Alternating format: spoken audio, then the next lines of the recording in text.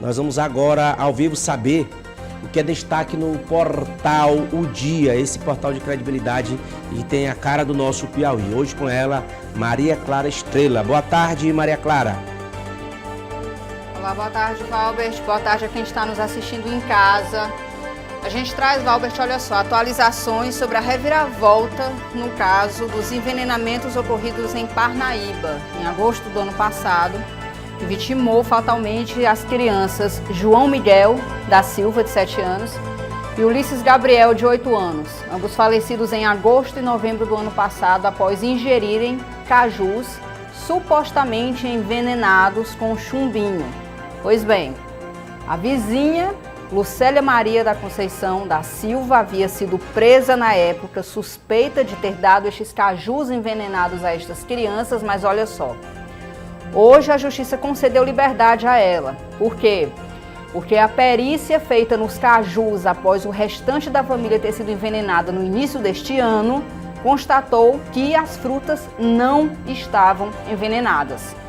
5 meses depois da prisão de Dona Lucélia, a polícia chegou à conclusão de que as frutas que ela doou para o João Miguel e para Ulisses, na verdade, não tinham veneno nenhum. Ou seja, a suspeita que recaía sobre ela começa a ser questionada. A gente conversou com o advogado de defesa de Dona Lucélia, Samar Cavalcante, que deu mais detalhes a respeito dessa situação. E se vocês puderem colocar no ar para a gente poder acompanhar o que foi que ele falou a respeito da atualização desse caso, para trazer para os nossos telespectadores a ideia do que está de fato acontecendo a reviravolta nesse caso. Vamos conferir. Olha, Maria Clara, já a gente vai colocar no ar, mas o que eu fico me perguntando, Maria Clara,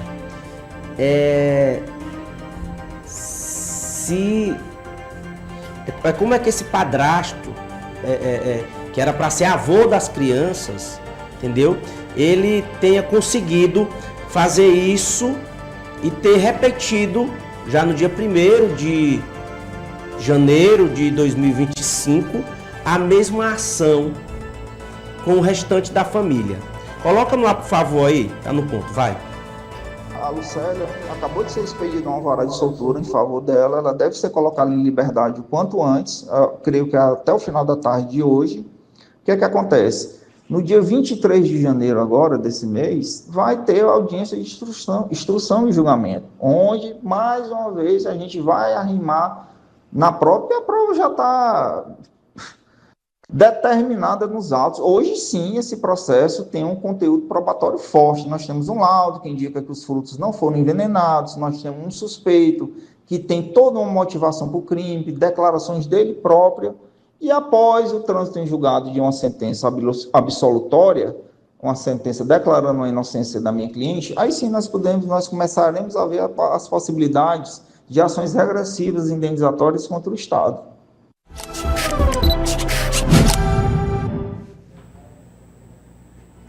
Maria Clara. Bom, Valbert, a gente traz aí a atualização desse caso só para poder situar os nossos telespectadores. No último dia 8 de janeiro, a polícia prendeu o senhor Francisco de Assis Pereira da Costa, padrasto da Francisca Maria, mãe das crianças que foram envenenadas, não só do João Miguel e do Ulisses, mas também da Lauane, que faleceu em decorrência de envenenamento, do Igno Davi, de apenas 1 ano e meio, também falecido, e da Maria Gabriela, que está internada em estado grave no HUT aqui em Teresina.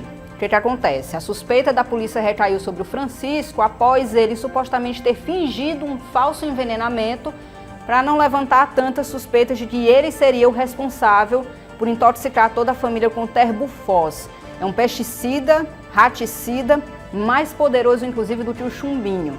Então a polícia, quando questionada sobre a relação desses novos envenenamentos com o envenenamento das 2 crianças em agosto, a polícia foi taxativa ao dizer que se tratavam de casos distintos e que o inquérito a respeito do João Miguel e do Ulisses, que incriminava até então Dona Lucélia, estava encerrado, remetido à justiça.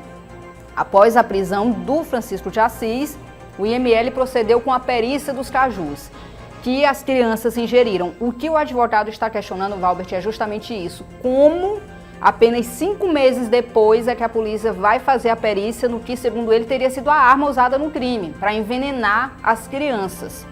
Ele questionou que esses cajus só foram periciados porque houve essa reviravolta da prisão do senhor Francisco de Assis.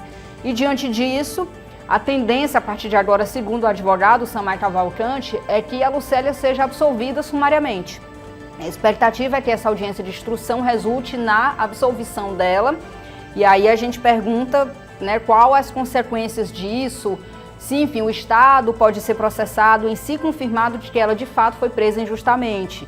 Ele é bem cauteloso nesse sentido, ele disse que tem que aguardar o trânsito em julgado do processo para poder ter certeza, porque a gente lembra, ela teve a casa incendiada por populares revoltados pela situação, ela é uma pessoa que tem uma situação de saúde delicada, precisa de atendimento médico especial. E segundo acrescentou o advogado em conversa agora há pouco com a gente, ela cuidava de um companheiro que apresenta deficiência visual. Então, assim, ela tem toda uma situação de vulnerabilidade que tornou-se ainda mais delicada depois da situação toda. A gente procurou a Secretaria de Segurança, a Polícia Civil, mas até o momento os órgãos, as forças de segurança ainda não se manifestaram sobre o que o advogado disse ter sido, abre aspas, uma investigação fraca, deficitária e baseada em provas superficiais. Eu lamento, viu, Clarinha, essa questão, porque essa senhora aí, se ela tiver ficado presa todo esse tempo injustamente, se ela tivesse culpa no cartório, o psicológico dela já estaria abaladíssimo. Imagina ela, segundo o advogado aí, sendo inocente. E a gente não entende realmente por que essa perícia, eu tenho certeza que esses 5 meses não foram estudando esse caju. E eu também não estou aqui para dizer o que é que está certo, o que é que está errado e o que é que deveria ser feito. Mas somente depois desse episódio, vi à tona aí essa questão de que os cajus de que não teria sido finalizada essa perícia nessas frutas. Gente, justamente. É complicado. Essa senhora aí tão cedo, é mais um problema que ela adquiriu na vida aí, mais problema de saúde, porque o psicológico dela deve estar aí, com certeza está afetadíssimo. É triste, mas é a realidade.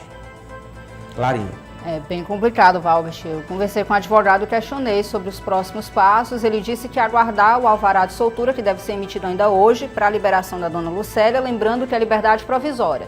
Ela vai ser liberada, mas cumprindo algumas medidas cautelares, porque o processo ainda não encerrou.